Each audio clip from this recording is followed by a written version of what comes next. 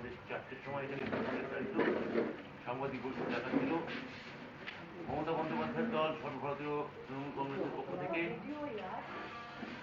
আমরা আপনাদের সবাইকে সাদর আমন্ত্রণ জানাচ্ছি। আপনারা জানেন যে আমাদের সর্বভারতীয় সাধারণ সম্পাদক শ্রী অভিষেক বন্দ্যোপাধ্যায়, তার হাত ধরে কিছুদিন আগে আমাদের জয়েন করেছেন আমাদের পার্টিতে শিলচরের প্রাক্তন এমপি, কংগ্রেসের মহিলা প্রেসিডেন্ট এবং প্রাক্তন সাংসদ মন্ত্রী শ্রী সন্তোষ মোহন দেবের কন্যা শ্রীমতী সুস্মিতা দেব। উনি আজকে মুখ্যত বলবেন। আমরা কলকাতা থেকে মধ্যে আমি বেশ কয়েকবার আপনাদের সঙ্গে মুখোমুখি হয়েছি। আমাদের সঙ্গে এমপি প্রতিমা মণ্ডল এখানে আছেন, আমাদের অন্যতম বিধানসভার কন্টেন্ডার লড়েছিলেন সুজাতা এখানে আছেন। এছাড়া আমাদের ত্রিপুরার প্রায় সমস্ত স্থানীয় নেতৃত্ব এখানে উপস্থিত, বাইরে হাজার হাজার কর্মী তার অপেক্ষা করছে। আপনারা জানেন যে এই কি পরিস্থিতি এবং কি পরিস্থিতিতে আজকে আমরা এই সাংবাদিক বৈঠক ডেকেছি। বিজেপি হামলাবাজি, ভারতীয় জনতা পার্টি সরকার চালানো এবং যেটা চলছে সরকারের নামে সেটা হচ্ছে মানুষের উপর অত্যাচার, জুলুমবাজি, কষ্ট দেওয়া এবং ক্রমশ জনভিত্তি চলে যাওয়া। পাশাপাশি আমাদের পশ্চিমবঙ্গে তৃণমূল কংগ্রেসের নির্বাচনে বিপুল জয়, বিজেপিকে প্রায় দুর্মুষ করে হারানো, বাংলার মামাটি মানুষ সর্বতভাবে মমতা বন্দ্যোপাধ্যায়ের যে উন্নয়নশীল যে প্রকল্পগুলো তার উপর আস্থা রেখেছেন এবং সাম্প্রদায়িক শক্তির বিরুদ্ধে অসাম্প্রদায়িকতার পক্ষে তারা তাদের রায় দিয়েছে। সেই জায়গা থেকে আমরা বলি যে তৃণমূলের আশা এখন সময়ের অপেক্ষা। তৃণমূল এখানে এলে প্রতিটি বাড়িতে স্বাস্থ্যসাথী যাবে, প্রতি বাড়িতে কন্যাশ্রী যাবে, প্রতি বাড়িতে বিনামূল্যে রেশন যাবে। 164টা প্রকল্প চলে পশ্চিমবঙ্গে। স্টুডেন্টস ক্রেডিট কার্ড, এখন সমস্ত ছাত্রছাত্রীরা তারা 10 লাখ টাকা অবধি পর্যন্ত তারা ঋণ পায়। এই প্রকল্পগুলো আমরা আনবো। এইগুলো সামনে রেখে আমরা গঠনমূলক রাজনীতি চাই, আমরা ইতিবাচক রাজনীতি চাই। আমরা সমস্ত ত্রিপুরা আমরা চাই ত্রিপুরার মানুষের হাতে থাক, সেখানে হিন্দু, মুসলমান, বাঙালি, উপজাতি সবাই একত্রিত হয়ে, সমস্ত ধর্ম, সমস্ত বর্ণ, সমস্ত কাস্ট এবং ক্রিড একত্রিত হয়ে এক নতুন স্বপ্নের ত্রিপুরা গড়ে তুলতে। এই পরিপ্রেক্ষিতে আমি সুস্মিতাদেরকে বলছি, উনি কিছু কথা বলবেন, তারপর আপনাদের যদি কোনো প্রশ্ন থাকে আমরা তার উত্তর দেব।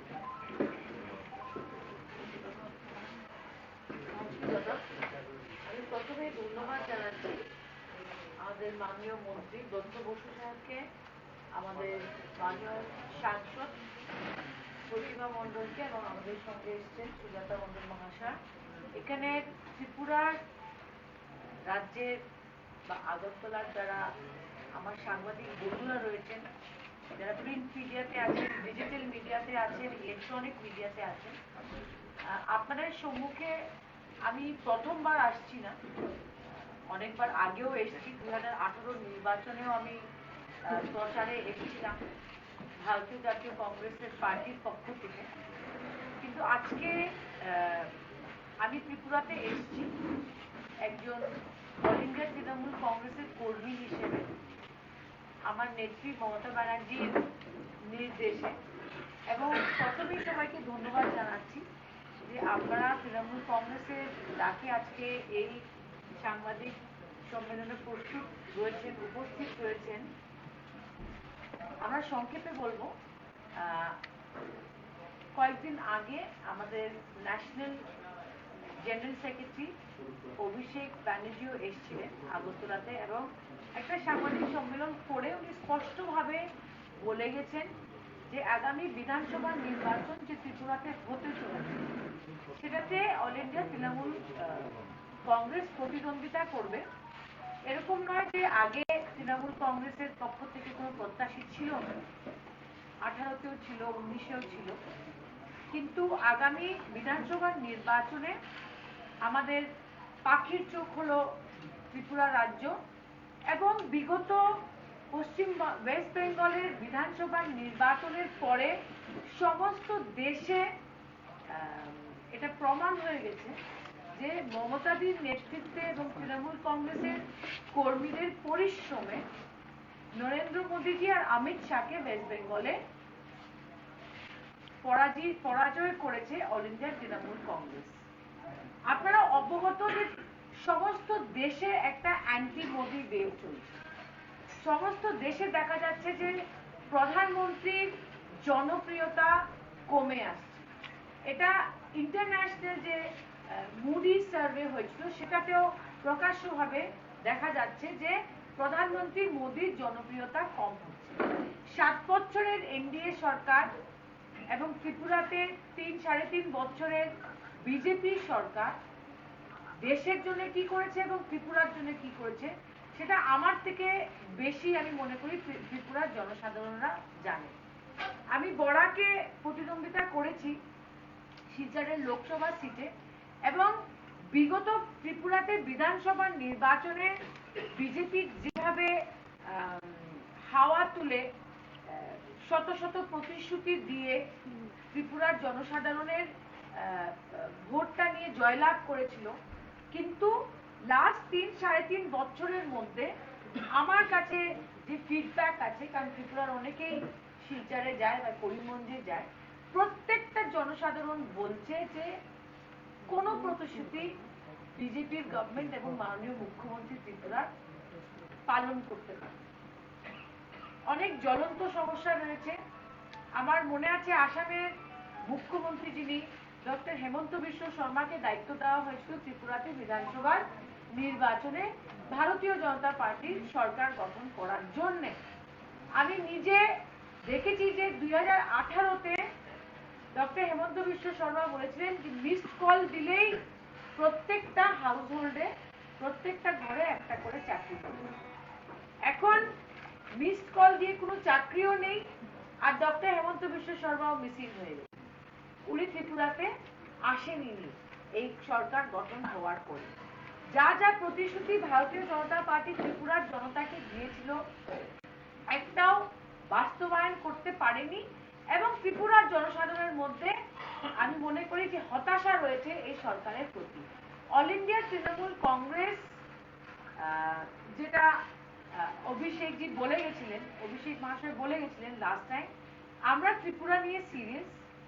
আমরা তৃণমূল স্তর থেকে সংগঠন তৈরি করব এবং আমরা ভালো করে বুঝি যে তৃণমূল স্তর থেকে সংগঠন নতুন করে তৈরি করা কোনো সোজা কাজ নয়, কিন্তু বিগত 1-2 মাসের মধ্যে যে ধরনের রেসপন্সটা তৃণমূল কংগ্রেস পাচ্ছে গ্রামে গঞ্জে ব্লকে বুথে, আমরা আশাবাদী যে আমরা আগামী 2-3 মাসের মধ্যে সংগঠন শক্তিশালী সংগঠন তৈরি করতে পারবো।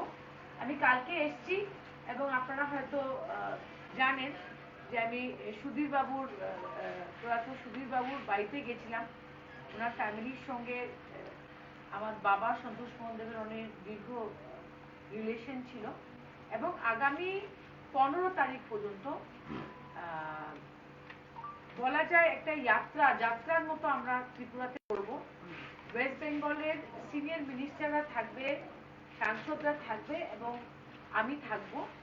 আমরা ত্রিপুরা রাজ্যের প্রত্যেকটা ডিস্ট্রিক্টে একটা করে সভা করব।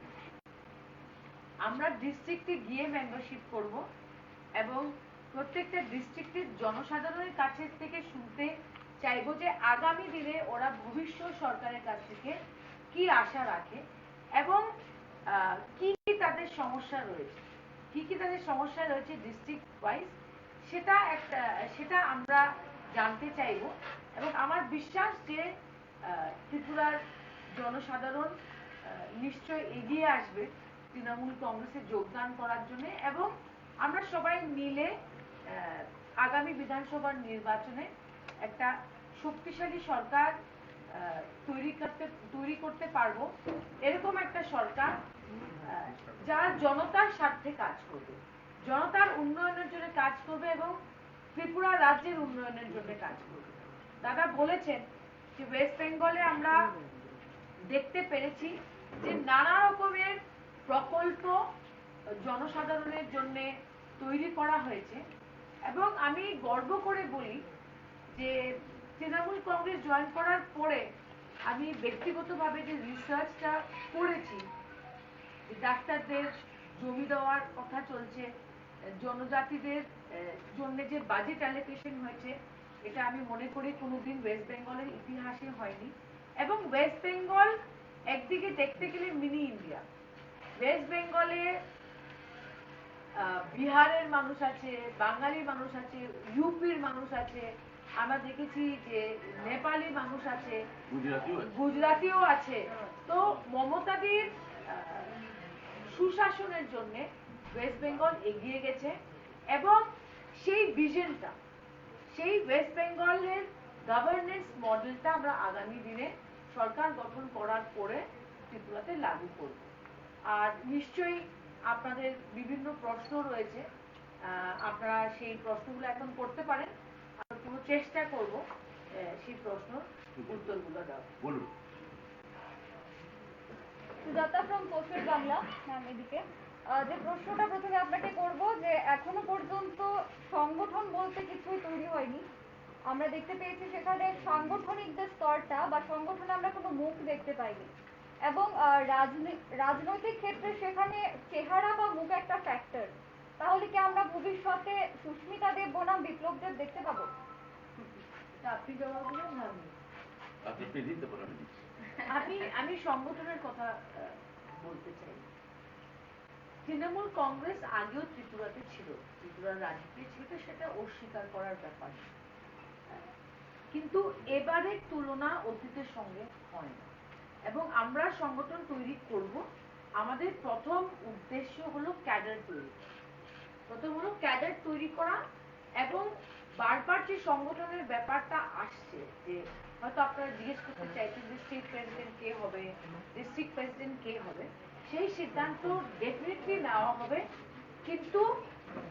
কিন্তু আমি মনে করি এবং আমি আশা করি যে আমার লিডারশিপ সেটাকে স্বীকার করবেন বা অ্যাকসেপ্ট করবেন সেই প্রপোজালটা। আমরা প্রত্যেকটা ডিস্ট্রিক্টে ঘুরে ঘুরে যে জমির মানুষ কার গ্রহণযোগ্যতা রয়েছে জনসাধারণের মধ্যে, তাদেরকে নিয়ে আমরা সংগঠন করতে চাই। এবং এই সার্ভেটা করতে হলে আগরতলার কোনো হোটেলে বসে এই সিদ্ধান্ত নেওয়া যাবে বা আগরতলায় কোনো তিনতলা বাড়িতে বসে এই সিদ্ধান্ত নেওয়া যাবে না। এই সিদ্ধান্ত নিতে হলে আমার নেত্রী মমতা ব্যানার্জি বলেছেন যে আমাদের পায়ে হেঁটে গ্রামে যেতে হবে। যারা আগরতলাতে এসে আমাদের সঙ্গে সাক্ষাৎ করছে তাদেরকেই লিডার মানলে তৃণমূল কংগ্রেসের দল শক্তিশালী হবে। অনেকেই আছে তৃণমূল স্তরে, গ্রামে, ব্লকের লেভেলে, বুথের লেভেলে বা ডিস্ট্রিক্ট লেভেলে, যাদের গ্রহণযোগ্যতা রয়েছে, যাদের জনপ্রিয়তা রয়েছে। আমরা তাদের পাশে গিয়ে তাদের সঙ্গে দেখা করে একরকম বলতে গেলে নিজের চোখে দেখে বা পাবলিক ডিমান্ড বা যেটা বলে রিয়েল সার্ভে করে তারপরে আমরা ডিস্ট্রিক্ট প্রেসিডেন্ট এবং ব্লক প্রেসিডেন্ট তৈরি করব। কারণ আমাদের আগের যে অভিজ্ঞতা রয়েছে তৃণমূল কংগ্রেসে বিগত দিনের, মণিপুরে হোক বা ত্রিপুরাতে হোক, অতীতের দিকে আমরা বারবার ফিরিয়ে তাকাতে চাই না, কিন্তু অতীত থেকে অনেক আমরা শিক্ষাও পেতে চাই। তো আমরা এবার সংগঠন তৈরি করব ফিল্ড থেকে, হেডকোয়ার্টারে বসে বা পোলো হোটেলে বসে বা স্টেট গেস্ট হাউসে বসে আমরা সংগঠন তৈরি করব না। আমাদের সময় লাগতে পারে, কিন্তু এবার যে সংগঠনটা তৈরি হবে সেটা আগের মতো হবে না। এবং সেই কাজটাই সামনে রেখে আমাকে ত্রিপুরাতে বলা হয়েছে প্রত্যেকটা ডিস্ট্রিক্টে যেতে। আর আমি স্পষ্টভাবে বলতে চাই, I am not the appointing authority of any district president or any block president. আমি গ্রাউন্ড সার্ভে করে যে রিপোর্ট অভিষেক ব্যানার্জি মহাশয়কে দিব, উনি সিদ্ধান্ত নেবেন। আমি হয়তো 2টো নাম, 3টা নাম বা 4টা নাম দিতে পারি গ্রাউন্ড সার্ভে করে, but final decision is with National General Secretary who will meet the people in this. এটা সেকেন্ডারি আমি খালি বলতে পারি, এটা আপনি যে প্রশ্নটা করলেন আমি জানি না এটা সেটা আমি বলার অধিকারী নই, এটা দেব বনাম দেব লড়াই হতে যাচ্ছে কি। কিন্তু এইটুকু বলতে পারি যে সেই লড়াইটা হলে দেবী বনাম দানবের হবে, এইটুকু বলতে পারি। আচ্ছা, অভিষেক ব্যানার্জি এই বলেছিলেন এর আগে সাংবাদিক সম্মেলনে যে আগস্ট মাসের মধ্যে এ রাজ্যের সবকটি বুথে বুথ কমিটি হয়ে যাবে। এখন পর্যন্ত কটা বুথে না, অভিষেক বন্দ্যোপাধ্যায় বলেছিলেন সামনে খুব তাড়াতাড়ি আমরা আগস্ট মাসের মধ্যে হবে 15 দিন, হ্যাঁ 15 দিনের মধ্যে হবে বলেছিলেন। কটা বুথে এই পর্যন্ত বুথ কমিটি হয়ে যাবে? বুথ কমিটি সেটা কটা বুথে হয়েছে আমি সংখ্যা ধরে আপনাকে দিতে পারবো না। খুব শিগগিরই অভিষেক বন্দ্যোপাধ্যায় নিজে আমাদের এই বিষয়ে বলেছেন যে উনিই জানাবেন আপনাদের কাছে, গণমাধ্যমের কাছে উনি খোলাখুলি এটা নিয়ে কথা বলবেন।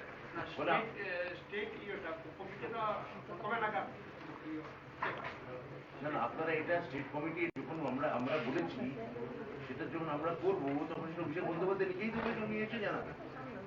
একই সঙ্গে তো এটাও বলেছিলেন। তা আপনারা একটু ধৈর্য ধরুন, ওনাকে আসতে দিন।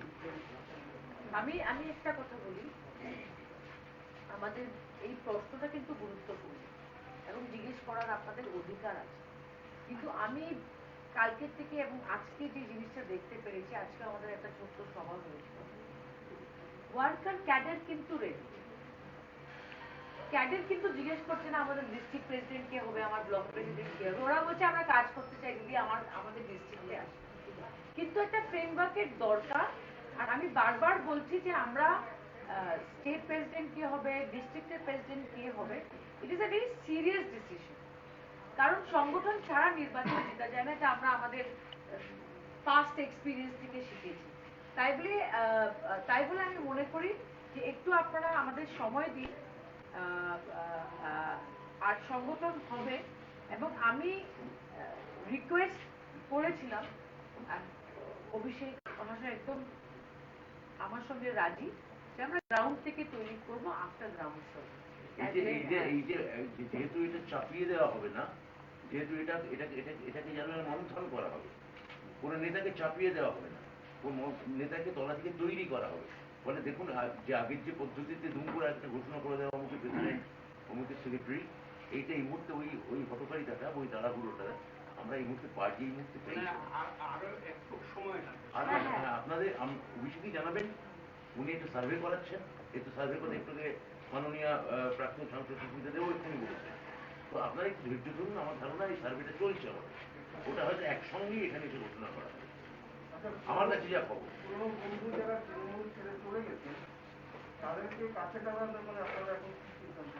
আমরা কোনো কাজ জানতে চাইছি না, আমাদের আবেদন সবার জন্যই রয়েছে। আমি তো আগের দিন এখানে দাঁড়িয়ে বলেছি বিজেপিতে যাদের দম বন্ধ হয়ে গেছে, যাদের কংগ্রেসে মনে করছেন ছন্দ ছাড়া কংগ্রেসে থাকা যায় না, যে এমনকি লেফটের কর্মীদের বলেছি আপনাদের দায়িত্ব নেতারা নিচ্ছেন না, আপনারা আসুন, আমাদের হাত বাড়ানো আছে, আমাদের হাত বাড়ানো আছে। এবার আমাদের এই বাড়ানো হাত আপনারা ধরবেন কিনা সেটা আপনাদের ব্যাপার। আমাদের দরজা খোলা, আবার জড়ি রকম। ওই পুরনো বন্ধুদের ছাড়া কি আপনারা সংগঠন সেই শক্তিশালী করতে পারবেন বলে মনে করছেন? সংগঠন অবশ্যই আমরা সব কোন একজন ব্যক্তি বা দুজন বা তিনজনের উপর ব্যক্তির উপর সংগঠন নির্ভর করে না। সংগঠন নির্ভর করে যেটা একটু আগে ম্যাডাম বললেন, যে ক্যাডার কত, তাদের মধ্যে থেকে আমরা কত মজবুত লোক তৈরি করতে পারছি কাজ করার জন্য ব্লক লেভেলে এবং টাউন লেভেলে, তার উপর নির্ভর করে সংগঠন। এবার নির্বাচন লড়ার জন্য অবশ্যই তো স্ট্রাকচার চাই, নির্বাচন দেরি আছে, আমরা আগে সংগঠনের ভিত্তিটা তৈরি করি। এই সংগঠনের ভিত্তি তৈরি করতে গেলে আমাদের পুরনো বন্ধুরা, আপনি যাদের কথা মিল করছেন, আমি যদি ধরে নিচ্ছি বন্ধুর আগে একটা কোট আনকোট আছে, সত্যি বন্ধু কিনা আমি জানি না আমরা, এবার তারা আসবেন কিনা লেট দেম ডিসাইড। ম্যাডাম, আপনাকে একটু প্রশ্ন করতে চাই। আপনি একটু আগে বললেন যে আপনার বাবার সঙ্গে রাজ্যের প্রাক্তন মুখ্যমন্ত্রী প্রয়াত সুধীররঞ্জন মজুমদারের খুব ভালো সম্পর্ক ছিল, আপনি সেখানে তো প্রাক্তন মুখ্যমন্ত্রী সমীর রঞ্জন বর্মনের সঙ্গেও আপনার বাবা খুব ভালো ছিল। সেদিক থেকে দেখতে গেলে বর্তমানে সুন্দরপল্লীর বিধায়ক সুদীপ রায় বর্মনের সঙ্গে আপনার কি কোনো ধরনের কোনো কথা হয়েছে? সুদীপটা দীর্ঘ বছর কংগ্রেসের স্টেট প্রেসিডেন্ট ছিল। হ্যাঁ, আমি যখন মহিলা কংগ্রেসের জেনারেল সেক্রেটারি ছিলাম, আমি পরে প্রেসিডেন্ট হয়েছি, আমি ওনার সঙ্গে কাজ করেছি। তো পার্সোনাল রিলেশন তো সবার সঙ্গে থাকে। আমি যখন কংগ্রেস ছেড়েছি, আমাদের ইনফর্মাল কথা হয়েছে, কি ঠিক আছে তো সব একসেপ্ট না, কিন্তু দল ছাড়াছাড়ি নিয়ে আমার সাথে কোনো আলোচনা হয়নি। And I think it's not for me. যেখানে আমাদের ন্যাশনাল জেনারেল সেক্রেটারি আছে এবং আমাদের নেত্রী রয়েছেন, সেই লেভেলে গিয়ে আমি কোনো কথা বলিনি দল ছাড়ার ব্যাপার, it is not my jurisdiction. But Sudipta সঙ্গে আমার পার্সোনাল রিলেশন ছিল এবং আছে, থাকবে। এটা রাজনীতির ঊর্ধ্বে উঠে আছে, এটা অস্বীকার করার ব্যাপার না। এবং সমীর বর্মনের সঙ্গে আমার বাবার ভালো রিলেশন ছিল। আমি কালকে আইপ্যাকের টিমকে বলেছি যে আগামী দিনে আমি ওনার আশীর্বাদ নিতেও নিশ্চয়ই যাবো। এরকম কোনো ব্যাপার নেই। আর আরেকটা কথা আমি বলে দিই, আপনারা বিপ্লব দেব ভার্সেস দেবের কথা বলছেন। গণতান্ত্রিক দেশে যেখানে নির্বাচন জিতে একটা সরকার এসে বলছে, কেউ কাউকে কারোর উপরে চেপে দিতে পারে না।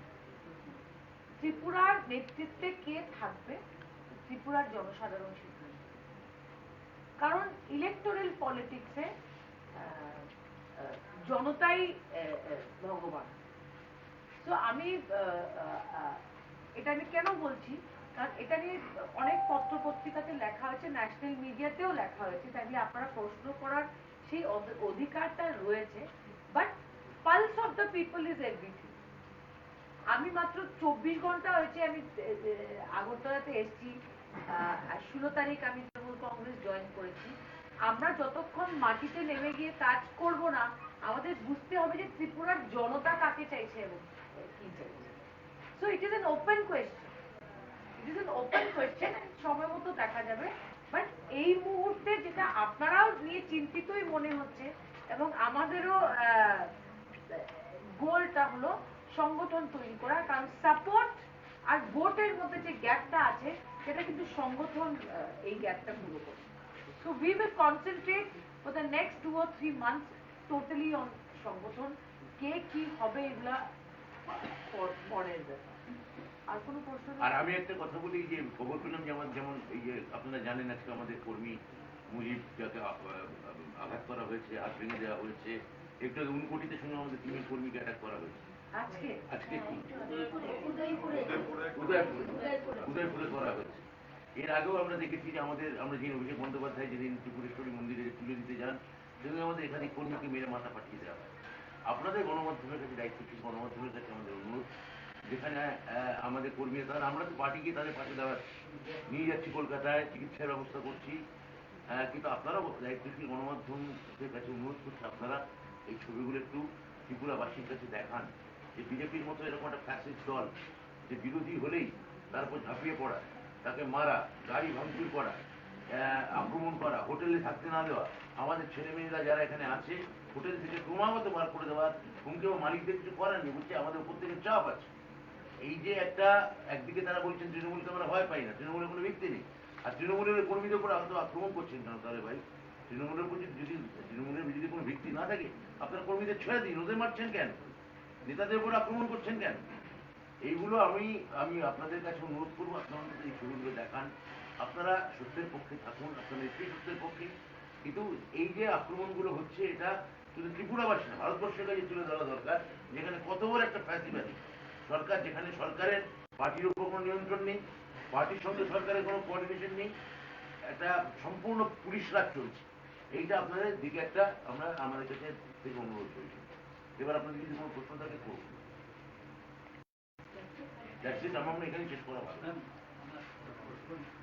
Since you were in Congress, in Tripura also, Pradyu Kishore was in Congress, and people have been quite close, I believe. In that case, do you feel that Pradyu will be a big factor in the coming assembly election? With the ADC election, he has flipped in one way, and will you be a middle person between talks between, since you have been close with him? Because yesterday Congress, the Ajay ji who came yesterday, Ajay Kumar, yeah, he said they will be in touch with Congress, Pradyu Kishore, and because there is no difference between Pradyu Kishore's demands and what we say that Congress demands, particularly for the development of the ADC and the tribal people. In that case, will you play a vital role? See, my relationship with Pradyut Burman goes back to his father, his mother, my father. So our Pradyut is a close friend of mine also. And I think you cannot deny that Pradyut Burman and his party is a factor in the tribal area. You cannot deny that at all. And I don't know what Ajay Kumar said, but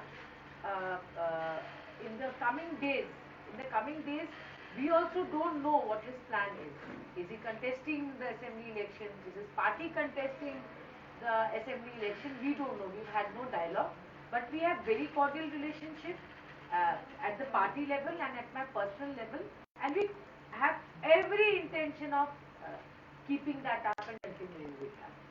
So let us see how it emerges. I think coalition will be done according to the desire of the people, not the desire of the leaders. Party, yeah. So I think all the common people of Tripura, they are demanding the coalition of the all parties against BJP. So the normal process, it will be done accordingly. My second question is related to this only. Pradyut has given a precondition. He has announced it openly. He has gone for a greater Tripura-land demand. He has kept a precondition. Any party which will go on written about greater Tripura-land demand, he is ready to go for an alliance. See, I'll tell you something. A demand for his demand is greater Tripura land. Since my father's time, there's been a demand for Tripura land. Nothing. This is not a new demand. Correct. Now, he has every right to demand something for his people. I'm sure he has support for it. And we cannot, in a democracy, you cannot say you can't demand this and you can't demand that. But he has not told us about it as a party. He may have said this in the media, he may have said this to his people, but he has not sat with us across the table or at any level to discuss this issue. And unless I hear him, what is he talking about, which constitutional, we don't know anything about it. We've only read in the media. So if there is a discussion, we'll see. But like what Dada said, that in a democracy, it's government of the people, for the people, and by the people. And people of Tripura, what they want will be of uttermost importance. Execute. Thank you. That's all. Thank you.